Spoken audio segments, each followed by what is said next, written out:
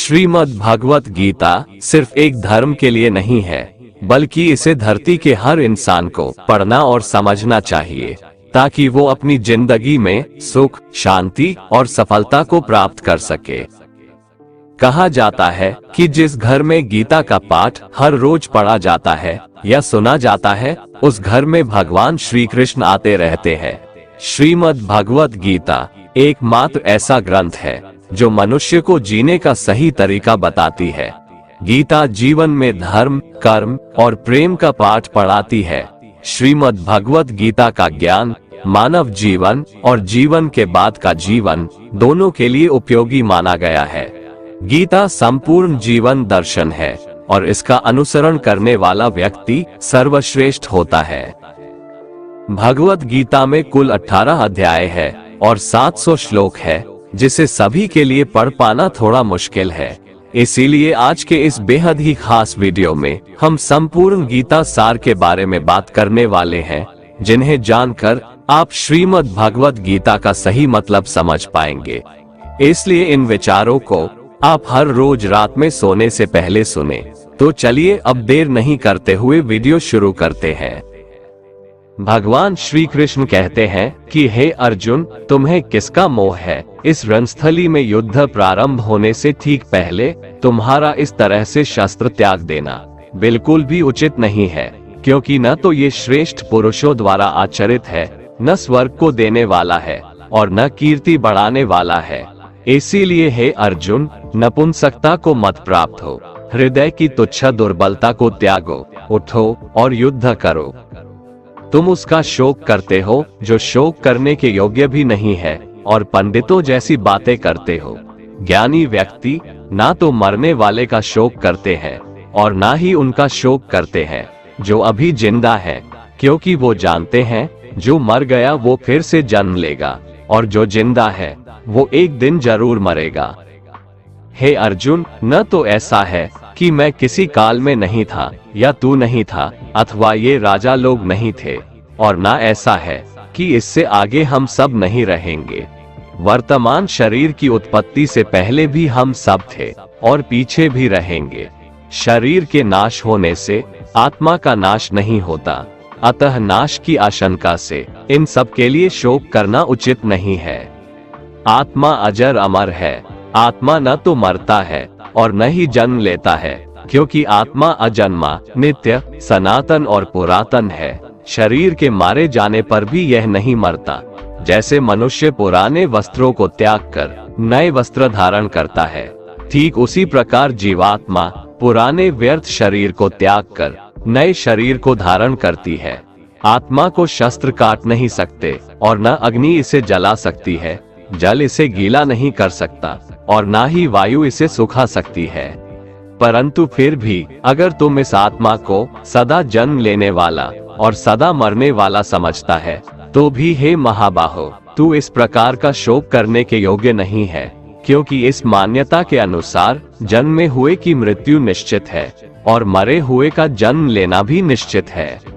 हे अर्जुन, अपने धर्म से भागकर तुम भय मत कर, क्योंकि क्षत्रिय के लिए धर्मयुक्त युद्ध से बढ़कर दूसरा कोई कल्याणकारी कर्तव्य नहीं है। हे पार्थ, अपने आप प्राप्त हुए और खुले हुए स्वर्ग के द्वार रूपी इस प्रकार के युद्ध को भाग्यवान क्षत्रिय लोग ही पाते हैं। किंतु अगर तुम इस धर्मयुक्त युद्ध को नहीं करेगा, तो स्वधर्म और कीर्ति को खोकर पाप को प्राप्त होगा तथा युगों युगों तक तुम्हारे अपकीर्ति की चर्चा होगी। सम्मानित पुरुष के लिए अपकीर्ति मौत से भी बढ़कर है। या तो तुम युद्ध में मारा जाएगा और स्वर्ग को प्राप्त होगा, या तो संग्राम में जीतकर पृथ्वी का राज्य भोगेगा। इस कारण हे अर्जुन, उठ और युद्ध कर। जय पराजय, लाभ हानि और सुख दुख को समान समझकर युद्ध के लिए तैयार हो जा। इस प्रकार युद्ध करने से तू पाप को नहीं प्राप्त होगा और यही तुम्हारा सबसे बड़ा धर्म और कर्म है। ये संसार मेरी ही माया है। ये संसार मुझसे ही उत्पन्न हुआ है। मैं ही इसका पालन पोषण करता हूँ और मैं ही इस सृष्टि का विनाश करता हूँ। मैं जल में रस हूँ, चंद्रमा और सूर्य में प्रकाश हूँ, संपूर्ण वेदों में ओंकार हूँ। आकाश में शब्द और पुरुषों में पुरुषत्व हूँ। मैं ही सूर्य रूप से तपता हूँ, वर्षा का आकर्षण करता हूँ और उसे बरसाता हूँ। हे अर्जुन, मैं ही अमृत और मृत्यु हूँ, सत असत भी मैं ही हूँ।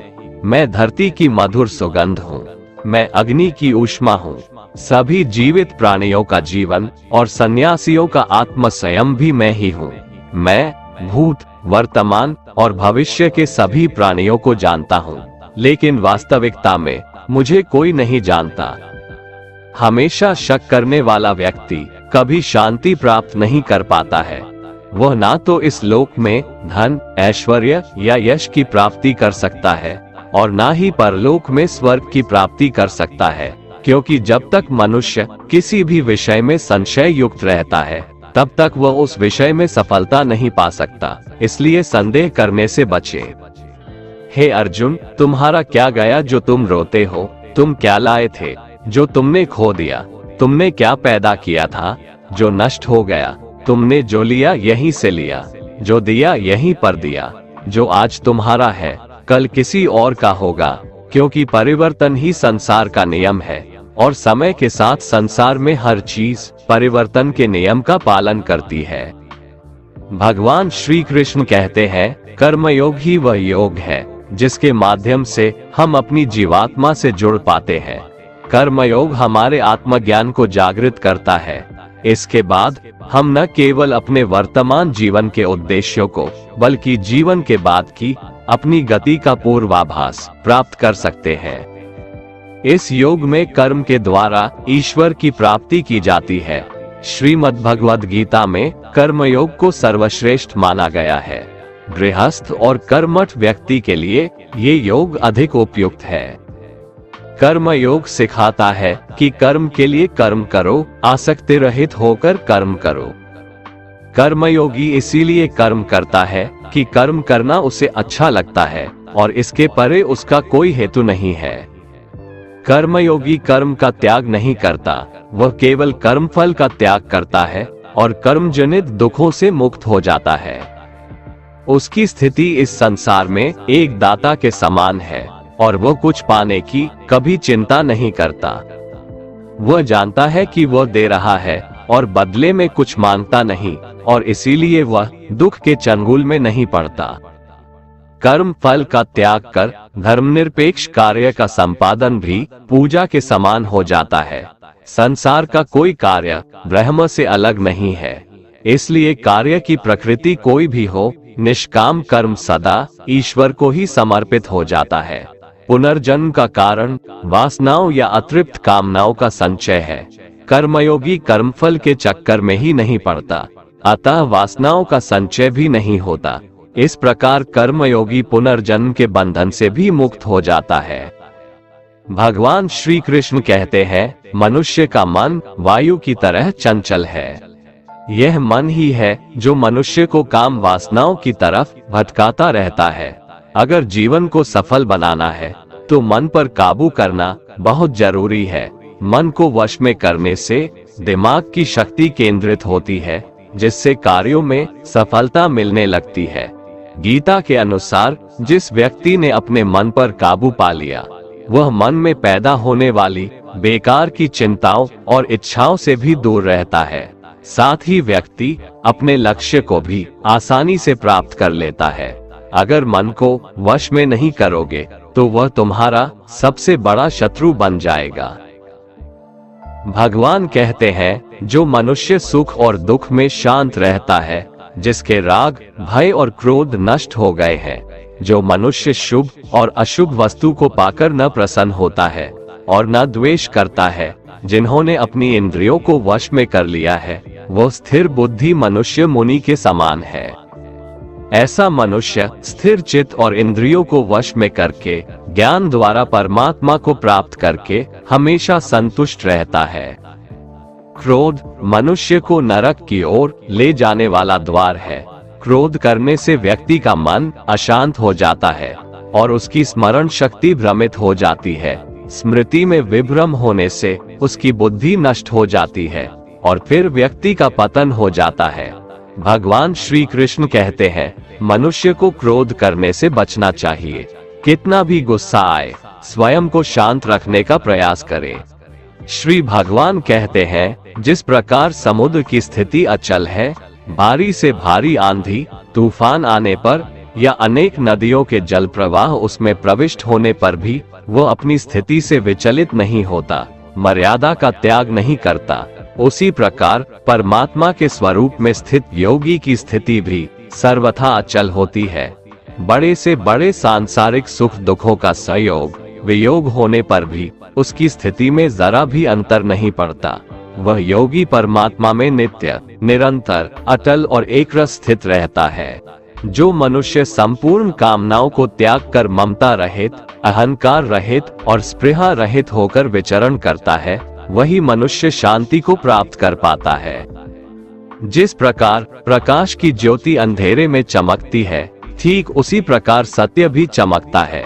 इसलिए व्यक्ति को सदैव सत्य के मार्ग पर चलना चाहिए। सत्य कभी दावा नहीं करता है कि मैं सत्य हूँ, लेकिन झूठ हमेशा दावा करता है कि सिर्फ मैं ही सत्य हूँ। इस संपूर्ण संसार में कोई भी व्यक्ति महान नहीं जन्मा होता है, बल्कि उसके कर्म उसे महान बनाते हैं। सही कर्म वह नहीं है जिसके परिणाम हमेशा सही हो, अपितु सही कर्म वह है जिसका उद्देश्य कभी गलत ना हो। श्रेष्ठ पुरुष जैसा आचरण करता है, अन्य पुरुष भी वैसा ही आचरण करते हैं। वो जो कुछ प्रमाण देता है, समस्त मनुष्य समुदाय उसी के पद चिन्हों पर अपने रास्ते चुनता है। इसलिए सज्जन व्यक्तियों को सदैव अच्छा व्यवहार करना चाहिए। जो मनुष्य ईश्वर में श्रद्धा नहीं रखते, वो अज्ञानी मनुष्य जीवन में कभी भी सुख, शांति और सफलता को प्राप्त नहीं कर पाते। ऐसे मनुष्य की बुद्धि विपरीत हो जाती है। वे लौकिक और पारलौकिक सब प्रकार के सुख साधनों को विपरीत ही समझने लगते हैं। इसी कारण वे विपरीत आचरणों में प्रवृत्त हो जाते हैं। इसके फलस्वरूप उनका इस लोक में और परलोक में पतन हो जाता है। वे अपनी वर्तमान स्थिति से भी भ्रष्ट हो जाते हैं और मरने के बाद उनको अपने कर्मों का फल भोगने के लिए सूकर, कुकर आदि नीच योनियों में जन्म लेना पड़ता है या घोर नरक में पड़कर भयानक यातनाएं भोगनी पड़ती है। भगवान श्री कृष्ण कहते हैं, जो मनुष्य अपने कर्तव्यों का पालन करते हुए विपरीत परिस्थितियों में भी अपने धर्म के मार्ग पर अडिग रहता है और उसके कारण अगर उसकी मृत्यु भी हो जाती है, तो वह मृत्यु भी उसके लिए परम कल्याणकारक बन जाता है और उस मनुष्य को स्वर्ग की प्राप्ति होती है। हे अर्जुन, मेरे और तुम्हारे बहुत से जन्म हो चुके हैं। उन सबको तू नहीं जानता, किंतु मैं जानता हूँ। मैं अजन्मा और अविनाशी हूँ। मैं समस्त प्राणियों का ईश्वर होते हुए भी अपनी प्रकृति को अधीन करके अपनी योग माया से प्रकट होता रहता हूँ। जब जब इस धरती पर धर्म की हानि और अधर्म की वृद्धि होती है, तब तब अधर्म का विनाश और धर्म की पुनर्स्थापना हेतु मैं अपने एक नए रूप को रचता हूँ और लोगों के सम्मुख प्रकट होता रहता हूँ। मनुष्य मेरी जिस भी रूप की पूजा करते हैं, मैं भी उनको उनकी भावना के अनुसार उसी रूप में दर्शन देता हूँ। मनुष्य जिस जिस भाव से मेरी उपासना करते हैं, मैं उनके उस भाव का ही अनुसरण करता हूँ। जो मेरा चिंतन करता है, उसका मैं चिंतन करता हूँ। जो मेरे लिए व्याकुल होता है, उसके लिए मैं भी व्याकुल हो जाता हूँ। जो मुझे अपना सर्वस्व अर्पण कर देता है, मैं भी उसे अपना सर्वस्व अर्पण कर देता हूँ। इस मनुष्य लोक में सांसारिक भोग के लिए लोग इंद्र आदि देवताओं की उपासना करते हैं, क्योंकि देवताओं का पूजन करने वालों को उनकी उपासना का फल तुरंत मिल जाता है। लेकिन मैं ऐसा नहीं करता हूँ। मेरे भक्त यदि सकाम भाव से भी मेरा भजन करते हैं, तो भी मैं उनकी उसी कामना को पूर्ण करता हूँ, जिसकी पूर्ति से उनका विषयों से वैराग्य होकर मुझ में प्रेम और विश्वास बढ़ता है। इसीलिए सांसारिक मनुष्यों को मेरी भक्ति का फल शीघ्र मिलता हुआ नहीं दिखता है और इसलिए वे मंद बुद्धि मनुष्य कर्मों का फल शीघ्र प्राप्त करने की इच्छा से अन्य देवताओं का ही पूजन किया करते हैं। इंसान हमेशा अपने भाग्य को कोसता है, ये जानते हुए भी कि भाग्य से भी ऊंचा उसका कर्म है, जो उसके स्वयं के हाथों में है। जो हुआ वो अच्छा हुआ, जो हो रहा है वह भी अच्छा हो रहा है, जो होगा वह भी अच्छा ही होगा। जो बीत गया उसका तुम पछतावा ना करो और भविष्य की चिंता भी ना करो, अभी तो वर्तमान चल रहा है। जो पुरुष ना किसी से द्वेष करता है और ना किसी चीज की आकांक्षा करता है, वैसा कर्मयोगी पुरुष सन्यासी के समान है, और वह पुरुष सुखपूर्वक संसार बंधन से मुक्त हो जाता है। ना तो मैं किसी के भाग्य का निर्माण करता हूँ और ना ही किसी के कर्मफल का निर्माण करता हूँ। मनुष्य अपने द्वारा किए कर्मों का ही फल भोगता है और उसी से उसके भाग्य का निर्माण होता है। मनुष्य स्वयं ही अपना मित्र है और स्वयं ही अपना सबसे बड़ा शत्रु भी है। ज्ञानी मनुष्य कर्मयोग या भक्ति योग से एक ही जन्म में इस समुद्र रूपी संसार से निकलकर परमात्मा को प्राप्त कर लेता है, और अज्ञानी मनुष्य काम, क्रोध, लोभ, मोह में फंसकर 84 लाख योनियों में भटकता रहता है। भगवान श्री कृष्ण कहते हैं, भगवत प्राप्ति के लिए कर्म करने वाला कोई भी मनुष्य दुर्गति को प्राप्त नहीं होता है। इस लोक में या परलोक में वह जहाँ भी रहता है, वो परमात्मा के मार्ग में आगे ही बढ़ता रहता है। हे अर्जुन, जिनकी बुद्धि माया ने हर ली है, जो जानबूझकर पाप कर्मों में ही लिप्त हैं, जो मुझे जानने की चेष्टा भी नहीं करते, ऐसे मनुष्य को जीवन में और जीवन के बाद के जीवन में भी कष्टों से मुक्ति नहीं मिल पाता है। जो मनुष्य अंत काल में भी मुझको स्मरण करता हुआ शरीर त्यागता है, वह मेरे परम धाम को प्राप्त होता है, इसमें कोई संशय नहीं है। देवताओं को पूजने वाले देवताओं को प्राप्त होते हैं, पितरों को पूजने वाले पितरों को प्राप्त होते हैं, भूतों को पूजने वाले भूतों को प्राप्त होते हैं, और मेरा पूजन करने वाले भक्त मुझको ही प्राप्त होते हैं, इसलिए मेरे भक्तों का पुनर्जन्म नहीं होता। जो कोई भक्त मेरे लिए प्रेम से पत्र, पुष्प, फल, जल आदि अर्पण करता है, उस शुद्ध बुद्धि निष्काम प्रेमी भक्त का प्रेम पूर्वक अर्पण किया हुआ वह पत्र, पुष्प मैं सद्गुण से प्रकट होकर प्रेम पूर्वक खाता हूँ। भगवान श्री कृष्ण कहते हैं, हे अर्जुन, तू जो कर्म करता है, जो खाता है, जो हवन करता है, जो दान देता है और जो तप करता है, वह सब मुझे अर्पण कर, मैं तुम्हें मुक्ति प्रदान करूंगा। मेरे लिए ना तो कोई प्रिय है और ना ही अप्रिय, परंतु जो भक्त मुझको प्रेम से भजते हैं, वो मुझ में है और मैं उनमें हूँ। यदि कोई दुराचारी भी अनन्य भाव से मेरा भक्त बनकर मुझको भजता है, तो वह पुरुष भी साधु के समान है, क्योंकि उसने भली भांति निश्चय कर लिया है कि परमेश्वर के भजन के समान अन्य कुछ भी नहीं है। स्त्री, वैश्य, शूद्र, भूत, पिशाच, चांडाल कोई भी हो, वो मेरी शरण में आकर परम गति को प्राप्त होते हैं। हमारे तामसिक गुण हमारे अंदर हीन भावना पैदा करके हमें खुद को उदास और नुकसान पहुंचाते हैं, और हमारे राजसिक गुण हमें ईर्ष्यालु और लोभी बना देते हैं। भगवान श्री कृष्ण कहते हैं, हर मनुष्य को तामसिक और राजसिक गुणों को खत्म करके अपने सात्विक गुणों से परिचित होना पड़ेगा। सात्विक गुण वो है जो आत्मा को अपने आसपास की हर चीज से जोड़े रखता है और उन्हें प्यार करना सिखाता है। किसी का अच्छा ना कर सको तो बुरा भी मत करना, क्योंकि दुनिया कमजोर है, लेकिन दुनिया बनाने वाला नहीं। जिंदगी में हम कितने सही हैं और कितने गलत हैं, ये केवल दो लोग जानते हैं, एक परमात्मा और दूसरी हमारी अंतरात्मा। अपने आप को भगवान के प्रति समर्पित कर दो, यही सबसे बड़ा सहारा है। जो कोई भी इस सहारे को पहचान गया है, वह डर, चिंता और दुखों से आजाद रहता है। मनुष्य को सबसे पहले खुद का आकलन करना चाहिए, अर्थात खुद के बारे में जान लेना चाहिए। खुद की काबिलियत और क्षमता को जानना ही मनुष्य को आत्मज्ञान की प्राप्ति करा सकता है। जब तक मनुष्य खुद के बारे में जान नहीं लेगा, तब तक उस मनुष्य का उद्धार नहीं हो सकता। श्रीमद् भगवद गीता में भगवान श्री कृष्ण कहते हैं कि हर एक मनुष्य को अपने आप पर पूरा भरोसा करना चाहिए, क्योंकि जो लोग खुद पर विश्वास करते हैं वह अवश्य ही सफलता प्राप्त करते हैं। ऐसा भी बताया जाता है कि जो व्यक्ति जैसा विश्वास करता है, आखिरकार वैसा ही बन जाता है। सुख और दुख सर्दी और गर्मी के समान है। आज अगर दुख है तो कल सुख भी अवश्य होगा। इसलिए इन दोनों ही परिस्थितियों में मनुष्य को संयम से काम लेना चाहिए।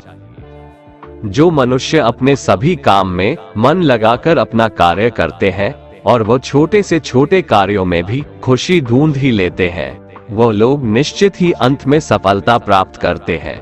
वहीं दूसरी तरफ ऐसे मनुष्य भी होते हैं जो अपने काम को बस एक बोझ समझकर बस पूरा कर देना चाहते हैं और अपने किसी भी काम को सही ढंग से नहीं करते हैं। तो ऐसे मनुष्य हमेशा ही अपने जीवन में पीछे रह जाते हैं। जो लोग स्वार्थी प्रवृत्ति के हैं, जो सिर्फ अपना मतलब साधने में लगे रहते हैं, जिन्हें दूसरों की भलाई से कोई मतलब नहीं है, ऐसे लोगों का कभी भला नहीं होता। श्री कृष्ण ने गीता सार में उन लोगों के लिए इस उपदेश के माध्यम से बहुत बड़ी सीख दी है। भगवान कहते हैं, स्वार्थ शीशे में फैली धूल की तरह है, जिसकी वजह से व्यक्ति अपना प्रतिबिंब ही नहीं देख पाता। इंसान का स्वार्थ उसे अन्य लोगों से दूर ले जाकर नकारात्मक हालातों की तरफ धकेलता है, जिसके चलते व्यक्ति अकेला रह जाता है।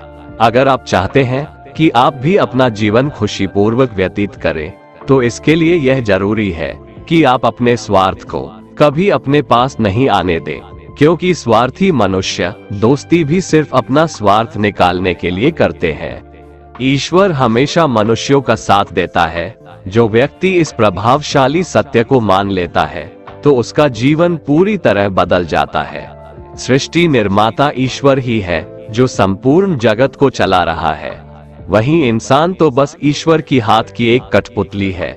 इसलिए इंसान को कभी अपने भविष्य या फिर अतीत की चिंता नहीं करनी चाहिए, क्योंकि हर विकट परिस्थिति में ईश्वर इंसान का साथ देता है और उसे मुश्किल से बाहर निकालता है। इसलिए हम सभी को ईश्वर पर भरोसा रखना चाहिए। श्रीमद्भगवत गीता में श्री कृष्ण ने यह उपदेश दिया है कि अपने काम को पहले प्राथमिकता दें और पहले अपने काम को पूरा करने की कोशिश करें, तभी दूसरे का काम करें। क्योंकि जो लोग पहले अपने काम को नहीं करते और दूसरे का काम करते रहते हैं, वे लोग अक्सर परेशान रहते हैं। मनुष्य अपने हृदय से जो दान कर सकता है, वो अपने हाथों से नहीं कर सकता, और मौन रहकर जो कुछ वो कह सकता है, वो शब्दों से नहीं कह सकता। जो चीजें हमारे दायरे से बाहर हो, उसमें समय गंवाना मूर्खता ही होगी। किसी भी व्यक्ति को ना तो समय से पहले और ना ही भाग्य से अधिक कुछ मिलता है, लेकिन उसे पाने के लिए सदैव प्रयत्नशील रहना चाहिए। जो मनुष्य मेरे पर मन लगाते हैं, मेरी भक्ति करते हैं, मैं उनको वो सब कुछ प्रदान करता हूँ जो उनके पास नहीं है, और जो उनके पास है मैं उनकी रक्षा भी करता हूँ। इसलिए ये बहुत जरूरी है कि हम अपने बुरे वक्त में परमात्मा पर भरोसा रखें। भगवान श्री कृष्ण कहते हैं, कितना भी बुरा वक्त आ जाए, कभी विचलित नहीं होना चाहिए, बल्कि डटकर उसका सामना करना चाहिए। क्योंकि इस संसार का नियम है, जो आया है उसे दुख का सामना करना पड़ेगा। रोने से और चिंता करने से कोई फायदा नहीं होने वाला है, बल्कि इससे दुख और बढ़ेगा। जीवन में आगे बढ़ने के लिए और अपनी अलग पहचान बनाने के लिए यदि आपको क्रांतिकारी भी बनना पड़े, तो इससे पीछे न हटें। कहने का सीधा मतलब ये है कि जरूरत के हिसाब से खुद में बदलाव करें और समाज के बारे में न सोचते हुए अपने काम पूरे करें। जीवन में दोस्तों की भूमिका बहुत अहम होती है। सच्चे दोस्तों की पहचान हमेशा मुश्किल वक्त में ही होती है। जिस तरह भगवान कृष्ण ने पांडवों के मुश्किल वक्त में उनका साथ दिया था, वैसे ही आपको भी अपने दोस्तों का साथ देना चाहिए। इसके साथ ही आपको ऐसे ही दोस्त बनाने चाहिए जो आपके मुश्किल वक्त में आपके साथ खड़े रहें। जीवन में हार जीत लगी रहती है, लेकिन सफलता सिर्फ उसी व्यक्ति को मिलती है जो अपनी गलतियों और हार से सीख लेकर आगे बढ़े। हार कर निराश होना किसी भी समस्या का हल नहीं है। किसी भी परिस्थितियों से लड़ने के लिए उसके लिए एक बेहतर रणनीति बनाना बहुत जरूरी है। बिना रणनीति के आप हर मोर्चे पर कामयाब नहीं हो पाएंगे। यदि पांडव भी श्री कृष्ण द्वारा बनाई गई रणनीति का पालन नहीं करते, तो शायद कौरवों के खिलाफ हुए युद्ध में उन्हें जीत नहीं मिलती।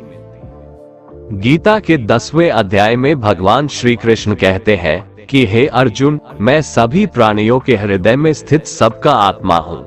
संपूर्ण प्राणियों का आदि, मध्य और अंत भी मैं ही हूँ।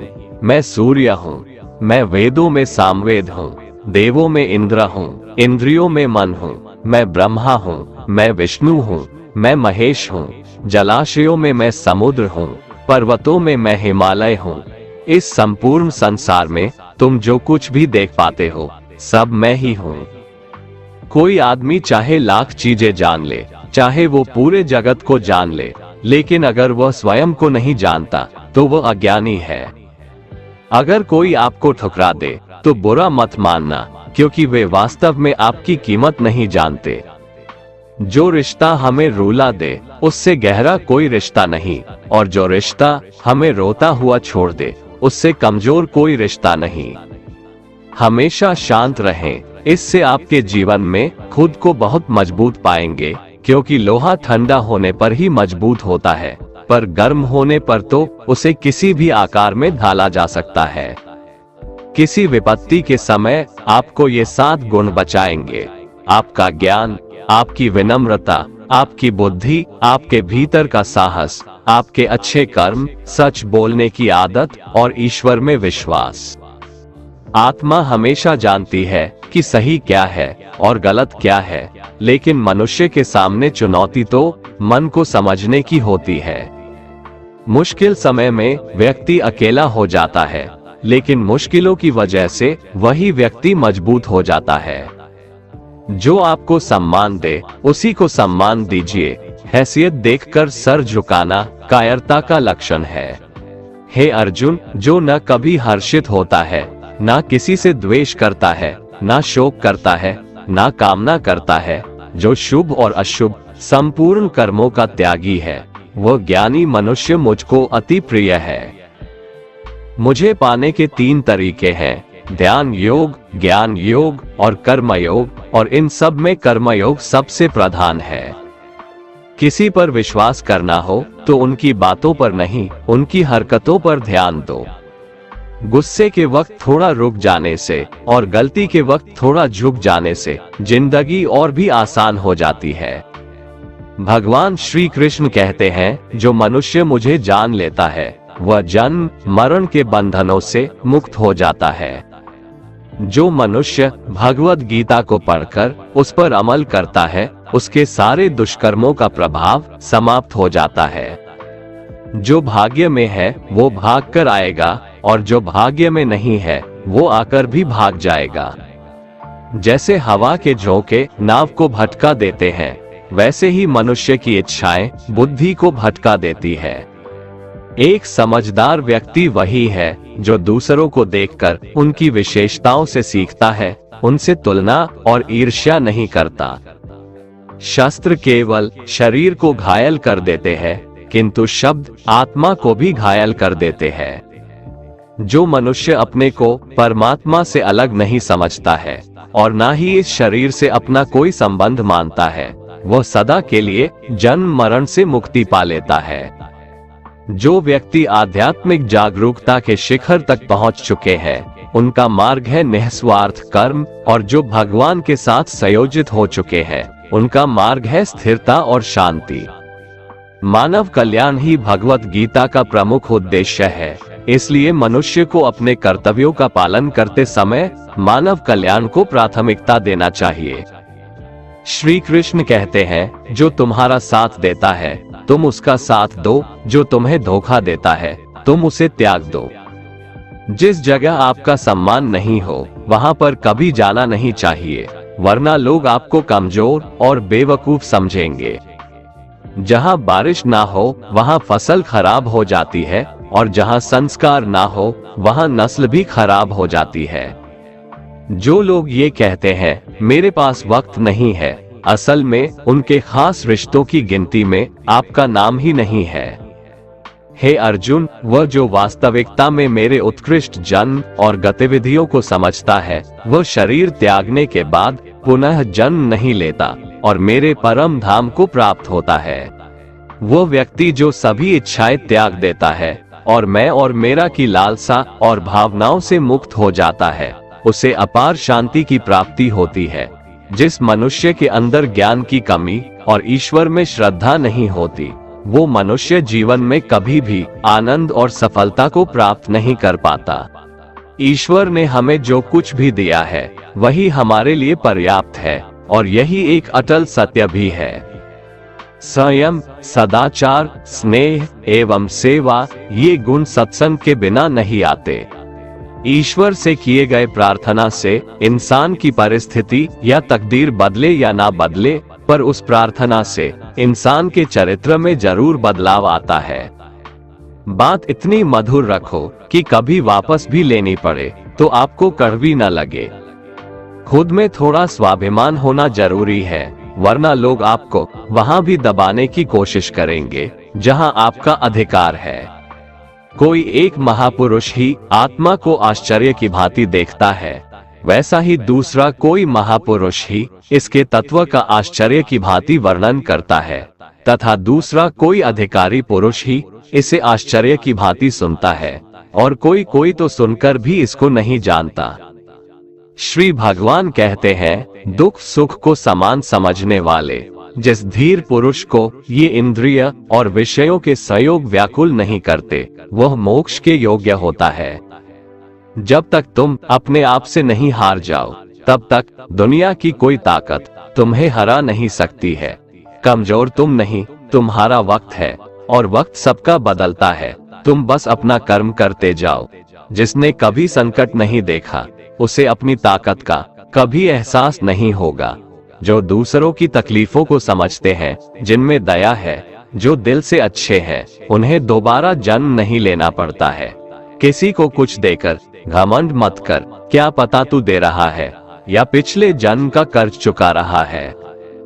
घमंडी मनुष्य का वंश, वैभव और प्रतिष्ठा तीनों ही चले जाते हैं। विश्वास न हो तो रावण, कौरव और कंस को देख लो। चुप रहने से बड़ा कोई जवाब नहीं, और माफ कर देने से बड़ी कोई सजा नहीं। जिस मनुष्य के पास सब्र की ताकत है, उस मनुष्य की ताकत का कोई मुकाबला नहीं कर सकता। हमारी व्यर्थ की चिंता और मन का भय एक ऐसा रोग होता है जिससे हमारी आत्मीय शक्ति बिखर जाती है। मनुष्य को जीवन की चुनौतियों से भागना नहीं चाहिए, और न ही भाग्य और ईश्वर की इच्छा जैसे बहानों का प्रयोग करना चाहिए। यज्ञ से बचे हुए अन्न को खाने वाले श्रेष्ठ पुरुष सब पापों से मुक्त हो जाते हैं, और जो पापी लोग अपना शरीर पोषण करने के लिए ही अन्न पकाते हैं, वे तो पाप को ही खाते हैं। अर्थात जो लोग ईश्वर को याद किए बिना अपने जिंदा रहने में ही लगे रहते हैं, उन्हें चोर समझना चाहिए। केवल ज्ञान ही एक ऐसा अक्षय तत्व है जो कहीं भी, किसी भी अवस्था में और किसी भी काल में मनुष्य का साथ नहीं छोड़ता। धरती पर जिस प्रकार मौसम में बदलाव आता है, उसी प्रकार जीवन में भी सुख दुख आता जाता रहता है। युद्ध हो या जीवन, सफलता केवल 3 शस्त्रों से प्राप्त होती है: धर्म, धैर्य और साहस। कोई भी मनुष्य जन्म से नहीं, बल्कि अपने कर्मों से महान बनता है। कुछ पाना है तो खुद पर भरोसा कीजिए, क्योंकि सहारे कितने भी सच्चे और अच्छे हो, साथ छोड़ ही जाते हैं। मित्र गरीब है या अमीर, यह मायने नहीं रखता, बल्कि वो आपके बुरे समय में आपका साथ कितना देता है, यह मायने रखता है। धर्म चाहे जो भी हो, अच्छे इंसान बनो, हिसाब हमारे कर्म का होगा, धर्म का नहीं। खुशी के लिए काम करोगे तो खुशी नहीं मिलेगी, लेकिन खुश होकर काम करोगे तो खुशी जरूर मिलेगी। जब आप दूसरों के लिए अच्छा चाहते हैं, तो वही अच्छी चीजें आपके जीवन में वापस आती है। यही प्रकृति का नियम है। आपका मूल्य इससे तय नहीं होता कि आप क्या है, यह इससे तय होता है कि आप खुद को क्या बनाने की क्षमता रखते हैं। हंसता हुआ मन और हंसता हुआ चेहरा, यही सच्ची संपत्ति है। जितना इंतजार वो आपसे करवा रहा है, समय आने पर वो इतना देगा कि संभाल भी नहीं पाओगे। कोई आपका साथ ना दे तो निराश मत होना, क्योंकि परमात्मा से बड़ा हमसफर कोई नहीं होता। खुशी आजादी पर निर्भर होती है और आजादी इस बात पर निर्भर होती है कि आप कितने साहसी हैं। विश्वास के बगैर इस दुनिया में कोई भी रिश्ता ज्यादा देर तक कायम नहीं रह सकता। यदि किसी भूल के कारण कल का दिन दुख में बीता तो उसे याद कर आज का दिन व्यर्थ ना करें। बहुत से ऐसे लोग हैं जो कर्म करते हुए ही परम सिद्धि को प्राप्त हुए थे। जनक आदि ज्ञानी जन भी आसक्ति रहित कर्म द्वारा ही परम सिद्धि को प्राप्त हुए थे। इसलिए मनुष्य को हमेशा अच्छे कर्म करने चाहिए और फल की अभिलाषा से दूर रहना चाहिए। हे अर्जुन, मेरा इन तीनों लोकों में न तो कुछ कर्तव्य है और न ही कोई वस्तु प्राप्त करने योग्य है, फिर भी मैं कर्म करते हुए अपने कर्तव्य का निर्वाह करता हूँ। श्री भगवान कहते हैं, हे पार्थ, यदि मैं कर्मों को करने में सावधानी ना बरतूं तो बड़ा अनर्थ हो जाएगा, क्योंकि मनुष्य सब प्रकार से मेरे ही मार्ग का अनुसरण करते हैं। कान्हा कहते हैं, मैं ना तो तुम्हारी महंगी भेंट से प्रसन्न होता हूँ और ना ही दिखावटी दान दीक्षा से। अगर मेरे मन को जीतना है तो मुझे प्रेम से पुकारो, मैं हाजिर हो जाऊंगा। अवास्तविक चीजों को लेकर मन में कभी डर पैदा मत होने दो। वो वास्तविक नहीं है, वह ना तो कभी था और ना कभी होगा। इसके विपरीत जो वास्तविक है वह हमेशा से था और उसे ना तो बदला जा सकता है ना कभी नष्ट किया जा सकता है। जो मनुष्य किसी अच्छे काम में लगा हुआ होता है, आने वाले समय में उसका अंत कभी बुरा नहीं होता है। मनुष्य को निडर, शुद्ध और आध्यात्मिक बनना चाहिए। जीवन का आनंद लो, उदार दिल से बातें करो, किसी पर क्रोध मत करो, किसी का अहित मत सोचो, सभी के साथ सद्भाव के साथ पेश आओ। कर्म का नियम कहता है कि प्रत्येक घटना का एक कारण और प्रभाव होता है। समान रूप से किए गए कार्य के परिणाम अलग अलग हो सकते हैं।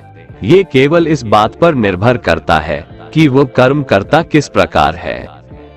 जिस प्रकार आग एक लकड़ी को जलाकर राख कर देती है, उसी प्रकार आत्मा ज्ञान आपके अंदर चलने वाले सभी द्वैत कार्यों को भस्म कर आपको आंतरिक शांति प्रदान करता है। भगवान पर विश्वास उस बच्चे की तरह करो जिसे हवा में उछालो तो वह हंसता है, वह डरता नहीं है, क्योंकि वह जानता है कि आप उसे गिरने नहीं दोगे। दुनिया में हमारे सामने चाहे जो परिस्थिति आ जाए, एक काम करना, अपने जीवन को ऊपर वाले को सौंप देना। इस मनुष्य लोक में कर्मों के फल को चाहने वाले लोग देवताओं का पूजन किया करते हैं, क्योंकि उनको कर्मों से उत्पन्न होने वाली सिद्धि शीघ्र मिल जाती है। ब्राह्मण, क्षत्रिय, वैश्य और शूद्र, इन चार वर्णों का समूह गुण और कर्मों के अनुसार मेरे द्वारा रचा गया है। इस प्रकार उस सृष्टि रचनादि कर्म का कर्ता होने पर भी मुझ अविनाशी परमेश्वर को तू वास्तव में अकर्ता ही जान। कर्मों के फल में मेरी स्पृहा नहीं है, इसलिए मुझे कर्म लिप्त नहीं करते। यहाँ श्री भगवान के कहने का भाव है कि कर्म करो, लेकिन फल की इच्छा से नहीं, बस अपना कर्म करते जाओ और आगे बढ़ते जाओ। पूर्व काल में पूर्वजों ने भी इस प्रकार मेरे बताए अनुसार ही कर्म किए हैं और मोक्ष को प्राप्त हुए हैं। इसलिए अगर तू भी मोक्ष को पाना चाहता है तो पूर्वजों द्वारा सदा से किए जाने वाले कर्मों को ही कर। जिसकी आसक्ति सर्वथा नष्ट हो गई है, जो अपने देह पर अभिमान नहीं करता और जो ममता से रहित हो गया है, जिसका चित्त निरंतर परमात्मा के ज्ञान में स्थित रहता है, वैसा कर्मयोगी अपना कर्म यज्ञ की तरह करता है और मोक्ष को प्राप्त होता है।